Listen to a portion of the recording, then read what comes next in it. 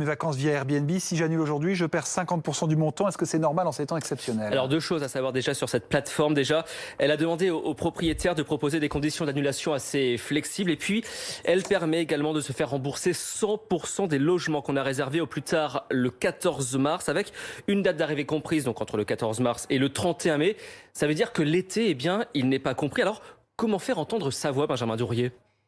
Alors effectivement, là, dans cette question de votre téléspectateur, ça dépend vraiment quelle est la date du séjour. C'est vrai que pour cet été, on le sait tous, il y a énormément d'incertitudes, mais on ne peut pas dire aujourd'hui avec 100% de certitude que les voyages ne seront pas possibles, que les déplacements ne seront pas possibles.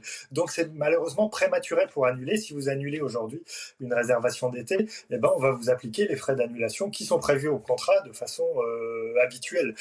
Donc malheureusement, pour les voyages d'été, eh ben, il n'y a pas d'autre solution que d'attendre, de voir comment la situation va évoluer. Et si effectivement il est impossible de voyager, de se déplacer, à ce moment-là, il sera possible d'annuler dans des conditions qui permettront d'avoir un avoir ou un remboursement. Une petite parenthèse pour rebondir à la question de Frédéric. Est-ce que par exemple les assurances qu'on a avec nos cartes bancaires quand on achète et qu'on réserve ces séjours-là, est-ce qu'elles peuvent compter aussi? Est-ce qu'on peut les appeler? A priori, non. Après, ça ne coûte rien de leur poser la question, mais c'est vrai que généralement, les cas d'épidémie, a fortiori de pandémie, sont exclus des contrats d'assurance. Donc, généralement, il n'y a pas grand-chose à attendre de ce côté-là, malheureusement.